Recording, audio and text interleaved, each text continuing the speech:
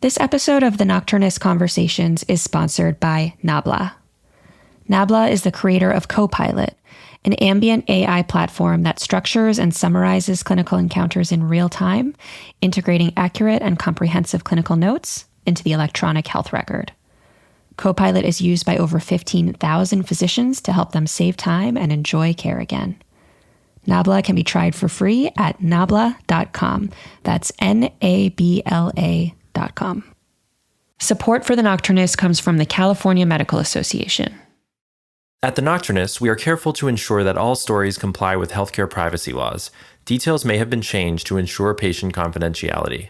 All views expressed are those of the person speaking and not their employer. Hey everyone, before we launch into today's episode, I wanted to share a word of thanks for all your support this year. With your help, we were able to produce 2 amazing live storytelling shows in Minneapolis and New York City, launch our Post-Row America series, and continue featuring amazing authors and art makers on our conversation series. Next year, we're planning to bring more stories and conversations onto the podcast, as well as commencing production on a brand new special documentary series on the topic of uncertainty in medicine, which you can learn more about on our website. If our work has been meaningful to you, I hope you'll consider including us in your holiday giving this year. We do rely on our audience to keep our creative work going, so if you'd like to make a gift, you can find the donate button on our website. Lastly, I hope you will check out the reported essay that I published this fall in the literary magazine Virginia Quarterly Review, or VQR. The essay is called Best Practices, and it's about the current crisis in primary care in America and a group of doctors who are trying a new model called direct primary care. There's some great characters in the essay and a lot to learn from the DPC community, so I hope you'll consider giving it a read. With that, let's move on to the episode.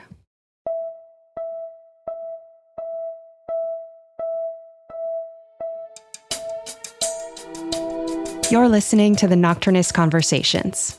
I'm Emily Silverman. On this show, we love to highlight the work of writers and poets and other artists who are making work about healthcare. But it's pretty rare to find a doctor who is working in the medium of musical theater, a type of storytelling that I've loved ever since I was a kid, but which entails a lot of legwork, from writing dialogue to composing songs to hiring actors, designing sets, and most impressively, actually performing the show night after night in front of a live audience. But Dr. Stuart Bloom, an oncologist in Minneapolis, was not afraid to take that on. His new musical, How to Avoid Burnout in 73 Minutes, has enjoyed multiple sold-out runs in the Twin Cities and has been performed at both Mayo Medical School and the University of Minnesota. Several months ago, I was fortunate enough to be in Minneapolis during the run of his show and got to see it with my own eyes. It was hilarious and fun and touching, even as it examined some of the more difficult and cynical themes in healthcare. Stuart spent his 20s in New York City as an actor and musical comedian, but when he turned 30 and his father was diagnosed with cancer, he had an epiphany and decided to become an oncologist. After a 20-year run in community oncology, he joined the Division of Hematology, Oncology, and Transplantation at the University of Minnesota Medical School in 2021 as part of the Master Clinician Pathway. As Associate Director of Physician and Faculty Wellbeing for the division, he's committed to exploring and mitigating the causes of physician burnout. He's also an affiliated faculty of the Center for the Art of Medicine. I loved this conversation with Stuart, but before we dive in, let's take a listen to one of the songs from his musical, Boo Hoo.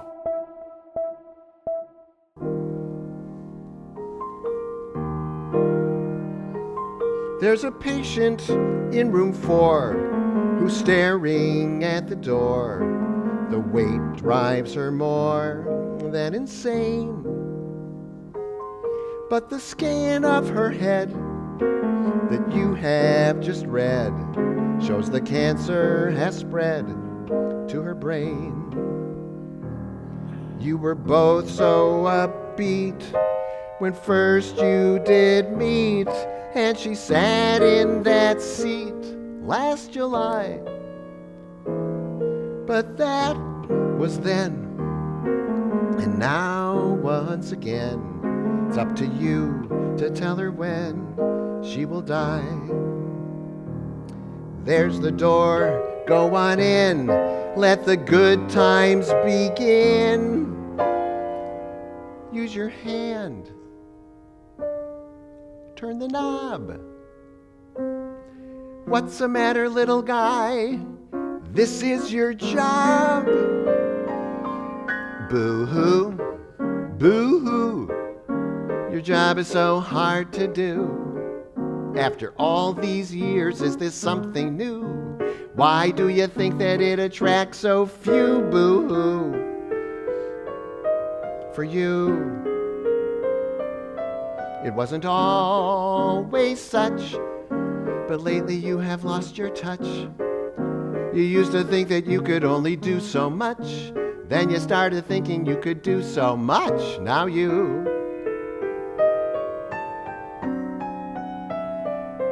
boo-hoo. You're not God, you're not a saint. There's a long list of things that you ain't. There's so much you cannot control. You're just a little guy who fell and bruised his soul.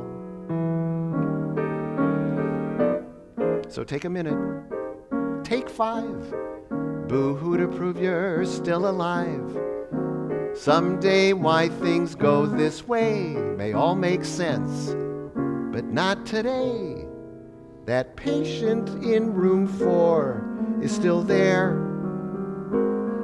And believe it or not, she really doesn't care about the pain that you feel, because she's got a rotten deal.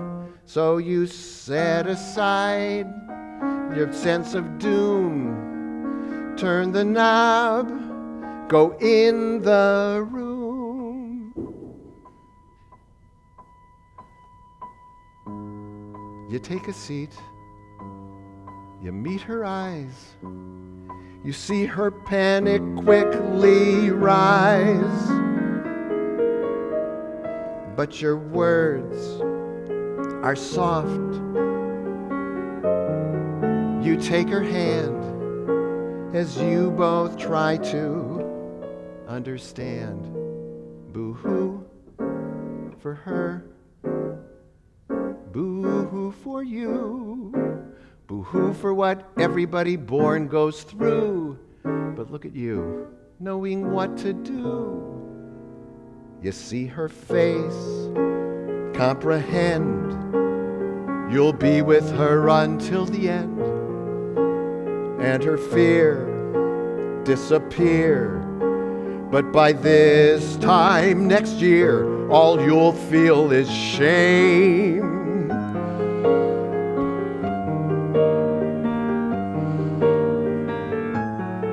'Cause now you struggle to remember her name. You keep hoping this time will be different, but by the end, it's always the same.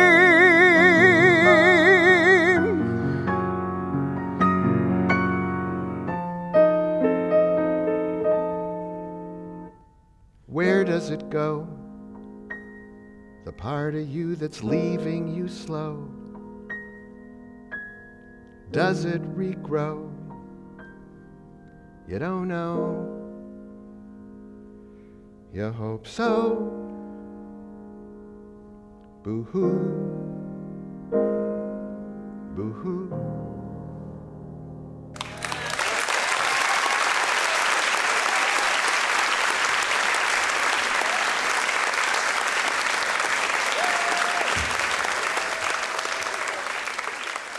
I am sitting here with Dr. Stuart Bloom. Stuart, thank you so much for coming on the show. Thanks for having me. So, Stuart, you wrote a musical. I did. And you just had this run in Minneapolis at the Southern Theater. It's called How to Avoid Burnout. And 73 minutes, and I was super fortunate to be in Minneapolis during this time and to have the opportunity to attend the show.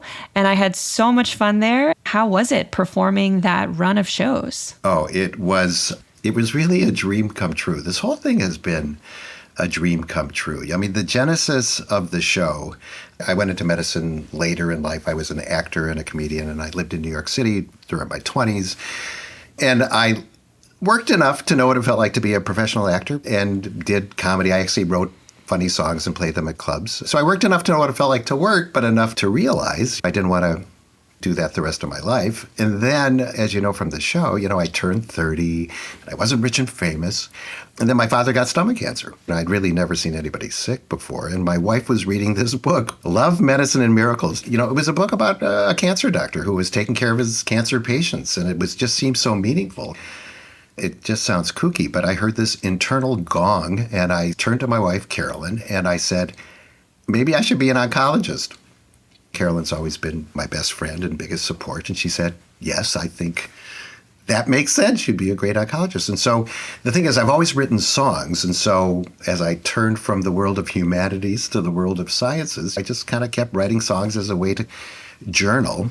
And I wrote these pre-med songs about science, and then I got into medical school, and I wrote songs about what it was like to keep going through medical school. I would do a show a year. I was our class speaker at graduation. I wrote this very long poem, funny and moving. And as a resident, I wrote an operetta about what it was like to be a resident at Hennepin County Medical Center, internal medicine, which was called Miserable Wretches Are We, You did an internal medicine residency too, right? I did. Yes, yeah. So you know about the miserable wretches part. And then, when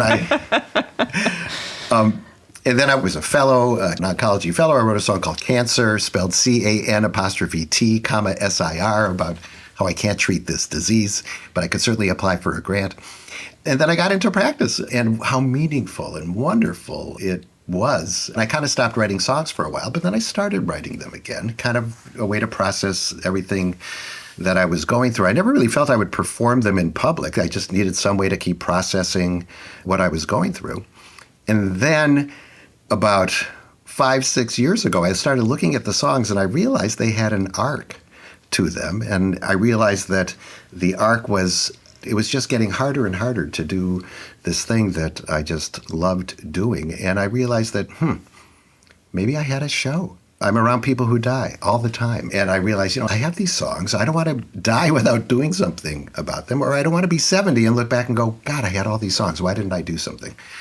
So I wrote this show that you saw the most recent iteration of it. It's called How to Avoid Burnout in 73 Minutes. And the action of the show is I play an oncologist named Stu, which was a big stretch for me, clearly. Me and my inner voice go through a burnout questionnaire with songs. So I wrote this show, and, it was like my gift to myself as a 60th birthday thing. I never knew anybody would be really interested in it. So I rented a local theater, and we did it, and boom, it sold out quickly, 4 straight shows. It seemed to resonate with people, but am I just kind of dreaming that? So we rented the theater again in early 2020, and then this thing happened. It was in all the papers, COVID, this pandemic. I don't know if you heard of it. I heard of it. Clearly we canceled. And then things were just kind of getting harder and harder. And I realized my own burnout in clinic was paralleling this stuff that I was writing about on stage. And there really was no separation between the two, because things are getting so crazy and awful in clinical medicine. And I could have retired and become an old crank in the community and just complained about stuff. Or I could maybe try to be part of making things better. It's my own particular psychopathology. I'm not nihilistic, I'm not cynical, and I still want to make stuff better. So the show always had this following that I never really trusted. So to do it at this bigger theater that you were at, and it sold out in advance, and it's not really because of me, it's because of this thing that we are all going through.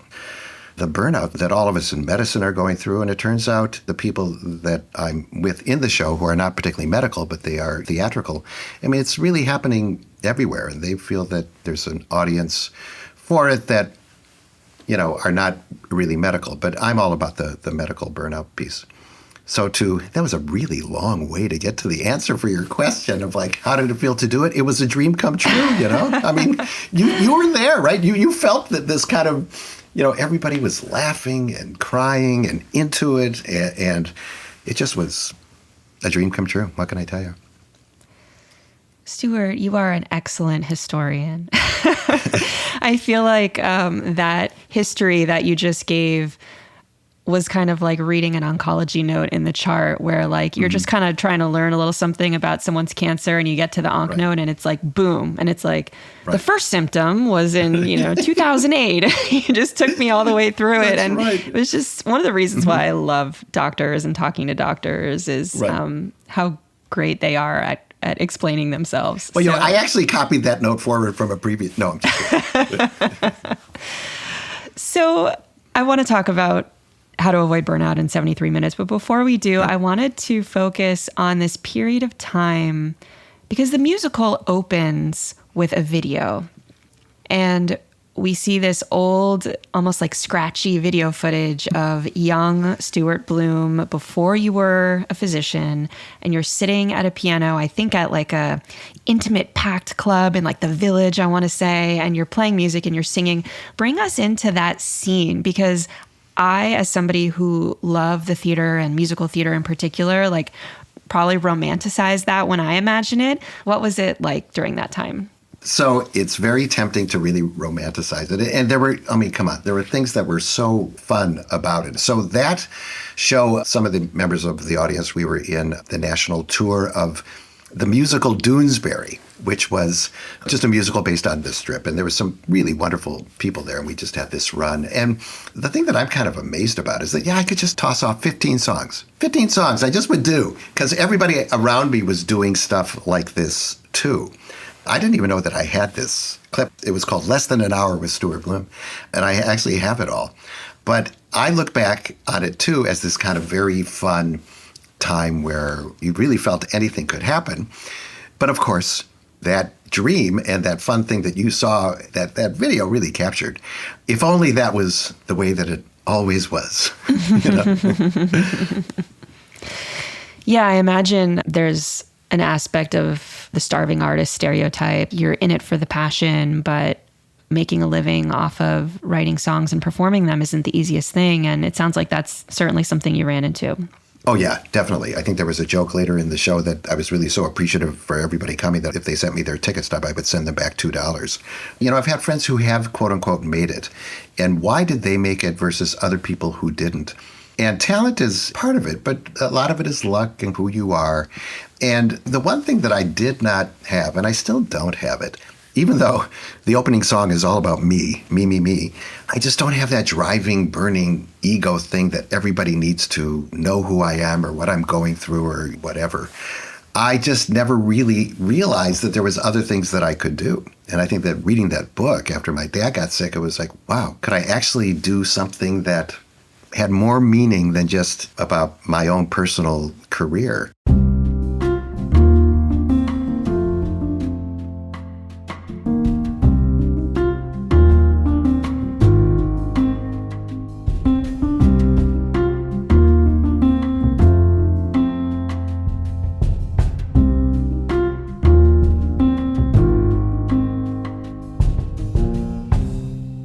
A lot of people go into medicine with an idea of what they want to do. Some people come in and they know that they want to do OBGYN, or they know that they want to do dermatology because maybe they themselves were a burn victim, or they have kind of a personal reason for going into it. And some people stick with it. A lot of people I've noticed actually change their mind when they're in med school. So they'll come in thinking they're going to do A, and then along the way, they grow, they change, and they switch over to B. But it sounds like you really stuck with the oncology track. I always wanted to be an oncologist. I didn't want to really be anything else. I wanted to be with sick people. I did not want to be with healthy people or look at X-rays in the dark. Not that there's anything wrong with that, of course. But, I really just wanted to be with sick people because I wanted to learn from them. And it's really never been hard for me to care about somebody else. It's been such an enormous privilege to be with people. And the more that I got involved with this, even from step one as a medical student, and you started spending some time with patients, it just felt like home, kind of felt like this river that was just there. And what do they say about a river? That you're never stepping the same river twice, but it's still a river because there's all this water flowing. And that's kind of how it felt with me and still does today. This desire to connect with my world, to connect with other human beings, to be part of whatever this stuff that is life is. I mean, that is what has compelled me this whole time.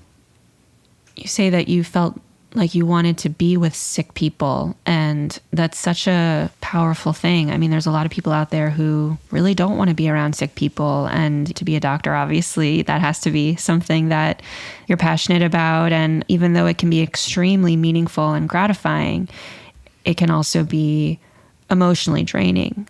And you talk about how for you, songwriting was your way of journaling. So explain to us how that worked. What's your creative process and what does that look like for you? Creativity is an interesting thing. It almost seems like it comes from someplace else, that we are kind of a prism, and whatever our unique spectrum that reflects through us, that is what we do. And so my own particular mind, I grew up loving Dr. Seuss and limerick writers, and I just loved fun rhymes and just kind of internalized it, and I wrote these rhymes since I was 8 years old or 9 years old. I am me. I like to ski. It's not something that I have to dredge up. It just happens. And so the song Boo-hoo, that was just a way for me to process really the most important part of what we do if you're an oncologist, which is to always be honest and be there with people. And you have to take a step back and feel, how can I help this person? And often the best way you can help somebody is actually to give of yourself. And the question I was trying to figure out while I was writing that song with the lyrics at the end was, it definitely comes at a cost. And so where does it go? Does it come back? Where does it go, the part of you that's leaving you slow? Part of you has to leave. But, it turns out that if you are deeply, this is why I've been told I'm going to burn out my whole career. If you are deeply committed to being part of patients' lives, in the end, you tend to get more than you give. So even today, a long-term patient of mine passed away from her metastatic breast cancer.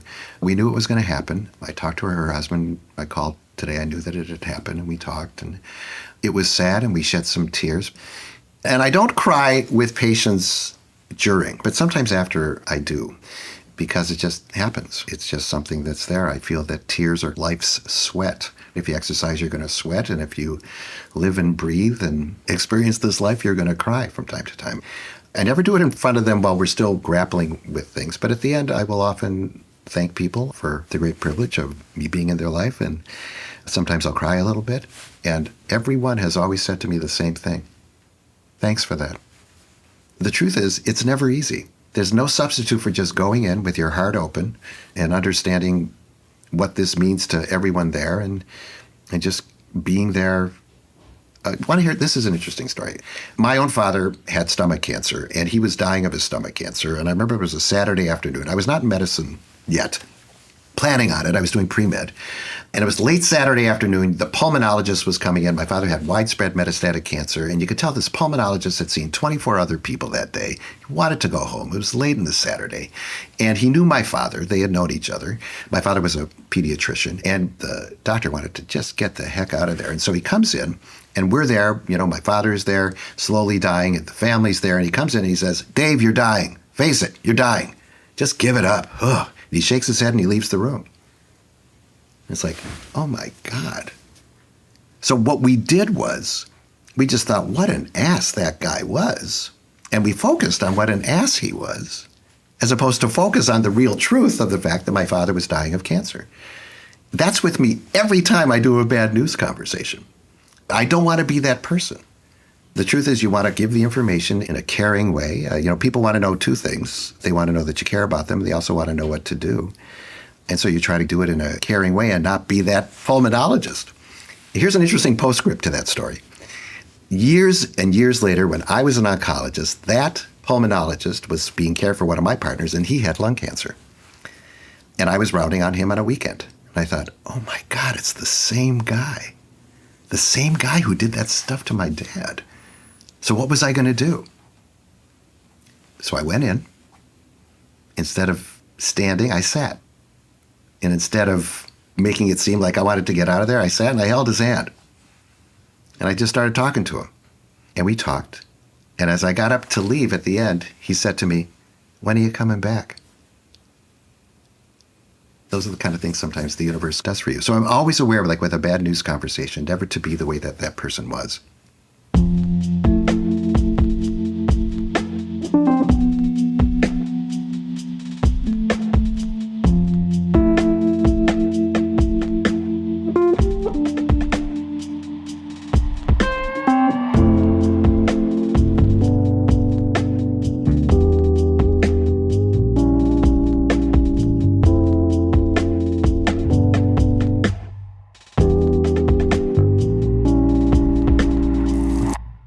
The musical is filled with these different songs that you've written. Sounds like you've written them during different periods of your life, different themes. Some of them are more about being in training and being a beginner. Some of them are more about the perspective of being a seasoned attending who's been doing this a really, really long time. And as I was watching, I was thinking to myself, it would have been very easy for this to have been a one-man show. For this show to have been mostly Dr. Stuart Bloom sitting at the piano and doing kind of a review and, song after song. But that wasn't what you did. You made it a two-hander. Mm-hmm. And you have this other character in the show who's played by a wonderful actor.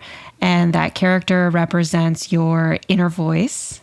So talk to us about the decision to bring in this other actor, this other character, and how that came about, because I thought that was such a brilliant creative choice. Oh, thanks. The very, very first thing was like, well, do I play my inner voice? No, that would be horrible. And then the second thing was like, well, I get lonely up there. I just want to be by myself on a stage. And Eric Ringham is the name of the actor. He's just a wonderful actor with a great voice, and he's just a terrific guy, and we've become very close friends. It turned out that I needed to hear things from somebody else. And I need to hear it every night we do that show. The first iteration, he didn't sing. And then it just kind of made so much sense for him to sing when we did it the second time. And everybody said, yes, he needs to sing. And Eric has a really good voice. And the song that closes the show, What If Life Really Matters, is really anthemic, but it's really what I think about stuff. And to sing it as a duet with me and my inner voice coming together, the synthesis of all of this was and is deeply moving and meaningful for me to do every night. I really enjoyed the dynamic between you and Eric, and there was just such a great tension there as you were almost arguing with yourself or puzzling through this question of, am I burned out? Am I not burned out? Do I love my job? Do I hate my job? And I feel like so many of us can relate to that inner tension. And I thought the way that the two of you showed that on stage was so great. And one of the ways that you structured this tension was through using, and I thought this was hilarious, the MBI, the Maslow Burnout Inventory, right, as a narrative scaffold for the show. So explain to the audience, what is the MBI? Because it's real, which, by the way, the people that were sitting next to me, there were a couple of friends of mine, they were not physicians. And then after the show, when I told them that that was a real thing, the MBI, they thought that was so funny. They thought it was maybe something that you had made up. Right, so what is the MBI? And talk about how you decided to weave that in. Burnout, I've been very involved with burnout at the University of Minnesota. I was at the Chief Wellness Officer training course at Stanford for a week and understand a lot about burnout. And the truth is, with burnout, you have to measure it. And the way to measure it is with a tool. And there are a couple of tools that are out there, and I mixed them together. But it just made a lot of sense that with every question on this Maslow burnout inventory, you could do a song about.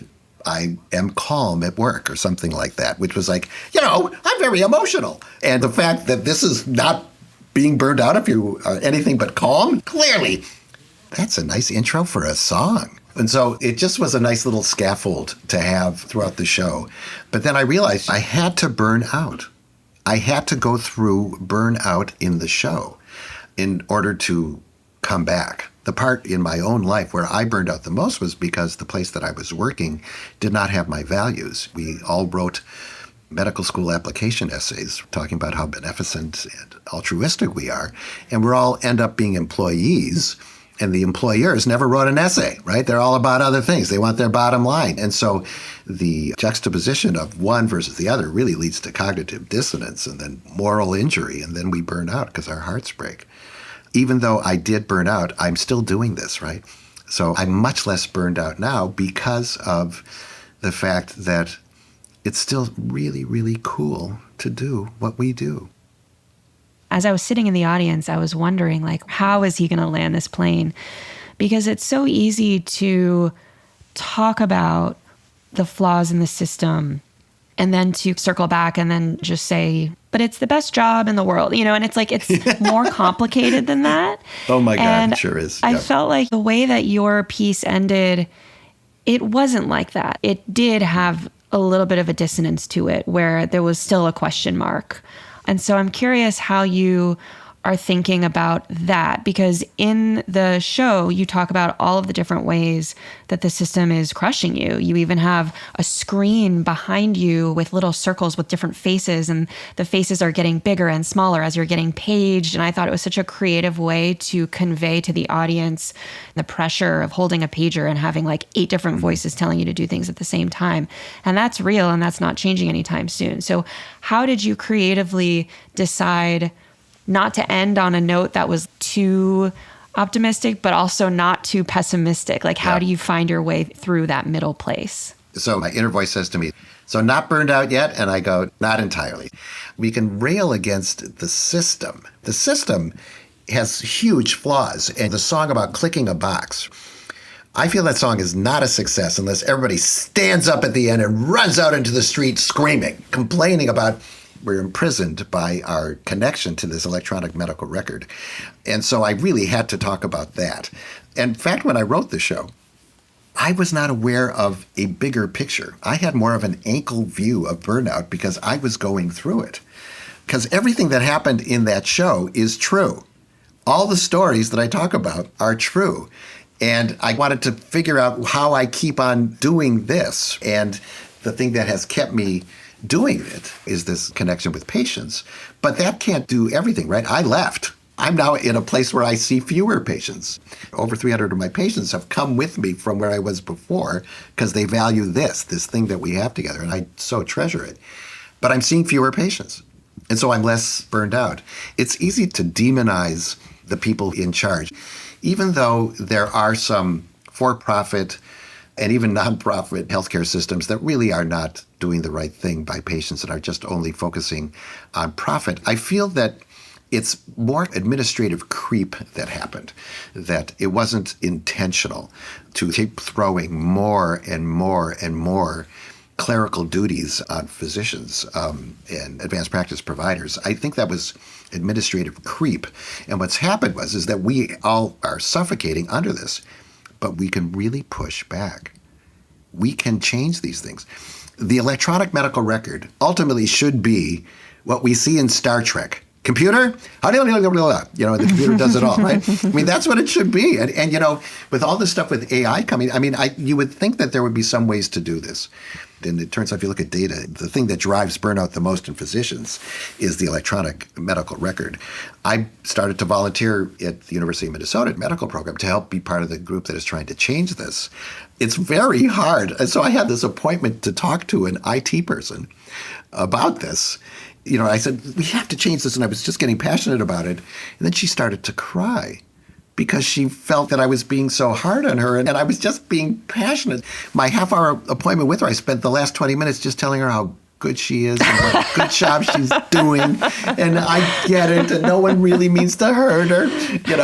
It's really tough. But we can figure this stuff out. We can make the electronic medical record better. We absolutely have to and will, I think.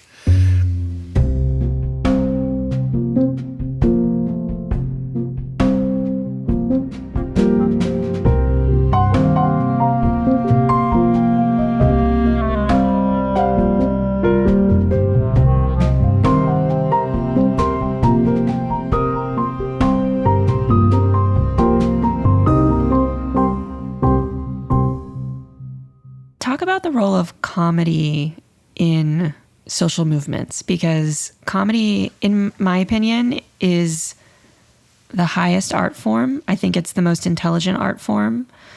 And for a long time, comedians have gotten in trouble for things that they've said. Lenny Bruce is the one that comes to mind because I watch Marvelous Mrs. Maisel, and there's a character in there, Lenny Bruce, who's a real historical character, a real comedian who was often arrested for the things that he was saying on stage. And so comedy, while offering a release and an opportunity for fun for people in the audience, can also be really radical. And so I'm wondering, who are your comedic influences, maybe your musical comedic influences, and how are you thinking about comedy as a force for change in the system? There's other people who know much more about this than me, but certainly comedy is a great force for good. And particularly when you have leaders who are pretty awful, to make fun of them is very effective. Even the stuff with our previous president. I mean, there were so many wonderful takedowns of him, which is very important. Comedy, for me, I think that's just the way that I grew up. My dad was from Brooklyn. My mother was from Canada. They were a wacky couple, and I grew up in Minneapolis, and they would play Alan Sherman. Are you familiar with Alan Sherman? Did you ever hear Camp Granada, Hello Mutta, Hello Fada? Yes. Right, so that was him. Hello, But he did... Hello, Fada. Exactly. Yeah. Here I am at Camp Granada. But he had many, many albums, and they were always played while I was growing up. And then, my dad had these Borscht Belt albums, too, of like these old comedians, and they would play. And in terms of musical influences for me, certainly Tom Lehrer is really... do you know Tom Lehrer? Maybe. What has Tom Lehrer written? Poisoning Pigeons in the Park. Have you heard that song?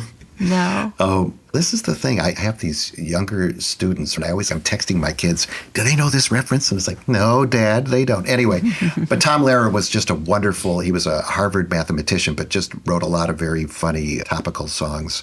I really like old-time musical guys, too, like E.Y. Harburg. Yip Harburg was a great lyricist, and he wrote Lydia the Tattooed Lady that Groucho Marx sang. Stephen Sondheim is a great lyricist. I love They Might Be Giants. Their lyrics are great. Of course, Randy Newman is a huge influence for me, too. I'm sure there's some people, I'm forgetting Dr. Seuss, old limericks. But comedy, in terms of medicine, I don't really talk about very much because I've been asked to. And have you heard anybody talk about comedy in medicine?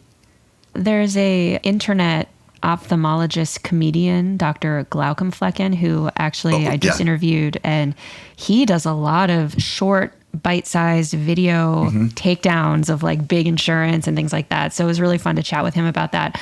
Outside of that, I'm not sure who the, big I've seen comedic voices are. Yes. Well, so the thing is, the reason why I don't like to talk about comedy like when other people have asked me to do it is because it's just so not funny. It's just not funny. I've seen that person, and I think his stuff is really funny. Remember, there was this movie, Patch Adams. It's a movie I never saw, but I just never loved that movie. I think it was really sad, wasn't it? I think I remember tears coming down my face at the end of that movie. I mean, it's like that you could put a clown nose on things, and that is enough to do. But I think one of my favorite New Yorker cartoons is a clown. He's on the phone, and he's saying, "What's the next best medicine?" So it's interesting how to be funny with patients. There's a lot of laughter going on in our rooms, but it has a really short half-life for me because I can't make fun of myself. If I'm really self-deprecating, they'll say, well, can we find me somebody who knows what they're doing? So I can't do that. And I certainly don't make fun of the patients. Like something happened the other day, like a patient said, and she's doing well. She said, but every time I stand up, I get a headache. And I said, how low is your ceiling? Stuff like that. I mean, just little things like, it's stupid stuff. Can you tell the audience the story about your patient with the handkerchief up the sleeve? Sure. Because I loved that so much, and I'd love for you to share that with our audience. Sure. So the context in the show is that I've really burned out, and my inner voice says to me, come on, you really need for me to tell you why this whole thing is important. Those are not the words. But I say, yeah, because when you're burned out, you don't think so clearly. And he says, okay, think of your favorite day in clinic ever. And the truth is, I do have one. And it was early in my career. And I was starting to become known as a nice and fun oncologist, right? So some patients started to transfer their care to me at the end of their life. They knew they didn't have much time left, but they wanted it to be under the care of a nice and fun oncologist. Right? But this happened. A lot of people were transferring. And this one older woman with advanced pancreatic cancer transferred to me, and I really fell in love with her immediately because she was one of these ladies who kept a hanky tucked up her sleeve. And it reminded me so much of my dear departed Grandma Ray, with whom I was so close. She was just one of the highlights of my growing up was my mother's mother, Grandma Ray, who kept a hanky tucked up her sleeve. And what I would do with her is I would always kind of sidle up to her. I'd hold her hand and I'd pluck out the hanky and I'd say, "And what's this?" And she'd take the hanky back and she'd say, "That's my hanky." And she'd put it back, but smiling. So my favorite day in clinic, she comes in and I hold her hand and I pluck out the hanky and I say, "And what's this?" But it's a long hanky. And I pull again, it's pinned to another. I pull again, it's pinned to another and then another. And I look up at her and she smiles and says, "Gotcha." And I get goosebumps even now when I think of that. I mean, and of course I asked my nurse to come in and take a photo. So we show the photo of it, right? With the long hankies coming out of her sleeve. And as I say in the show, whatever the goal of all this is that I still can't really articulate, it happened that day. And if it happened that day, it would happen other days. And really for the first time, my background was always, different. I was non-traditional. But for the first time in my career, I really felt, I had always had these really nice relationships with patients. But when this happened, it was like, wow, we really met. My individuality interacted with hers. That's a Albert Schweitzer quote. And it really happened. And I knew that I was doing the right thing. So what's next for you? What's next for the show? Are you going to continue performing? Are you going to take it on tour? Do you have a new project that you're working on? What is coming down the pike for Dr. Stuart Bloom? So the answer to all that is yes. I'd be very interested in your thoughts on this. We just did it at the Mayo Clinic last week, and it was well received. And I wouldn't mind doing it at other places, but the truth is I have this day job that I really like. It's tough to take a lot of time away from that. So we are going to do it again at the same theater because there's just were a lot of people who couldn't get tickets. Isn't that crazy? So we're going to do it again next year there. I do have some contacts at other medical schools, and we'll see. It seems to really resonate with people. So I love that. People bring their spouses to it so they can see this is what happens to us. And so that's fun. So I think it'll keep on going. But, I want to write new stuff too. And I have an idea for another musical that is going to be more of a musing on aging as well as academics.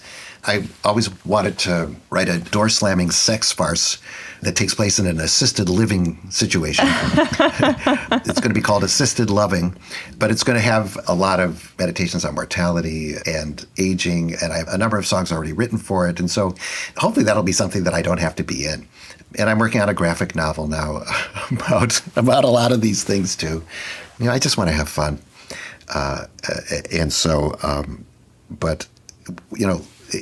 All these things that are happening, they asked me to be on The Nocturnist. Isn't that crazy? All these things that are happening are just I'm so grateful for, because when I was really just burning out in practice, I did not, I was hoping these things could happen, but I just really wasn't sure what was going to happen. Things were pretty tough. Well, I am a huge fan. I so enjoyed the musical. It sounds like there's a lot of potential to bring the musical to other medical centers. So if you're listening and you're a musical theater nerd and you want to bring Stuart out to your institution, not to become your agent, Stuart, but I'd love it. Tell us, where can we find you? Because, the show isn't playing in all cities right now, but there is a website that has some videos on there. So tell our audience, if we want to learn more about you and your work, where can we find you? It's www.burnoutmusical.com. It needs a little updating because we have a new video version of the show that we just did that I really like. We'd love to think about doing it at other places, and that would be just something that all of us involved in the show would love to do. I have been speaking to the wonderful Dr. Stuart Bloom, oncologist and composer and lyricist, and we were talking about the new musical, How to Avoid Burnout in 73 Minutes. I so enjoyed it, and I so enjoyed having the opportunity to chat with you. Thank you so much for coming on the show. Oh, thank you so much for having me, Emily. It's a dream come true.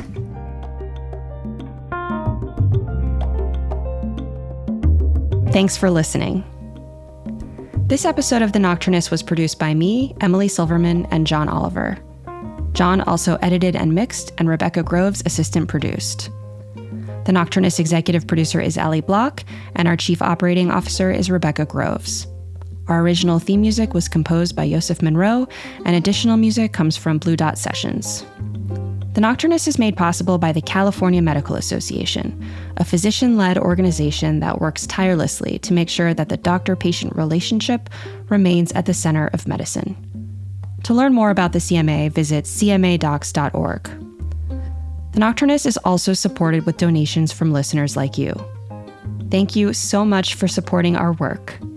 If you enjoy the show, please help others find us by telling your friends about us, posting your favorite episode on social media, or leaving us a rating and review in your podcast app. To contribute your voice to an upcoming project or to make a donation, visit our website at thenocturnist.com. I'm your host, Emily Silverman. We'll be back in 2024. Have a wonderful holiday and New Year.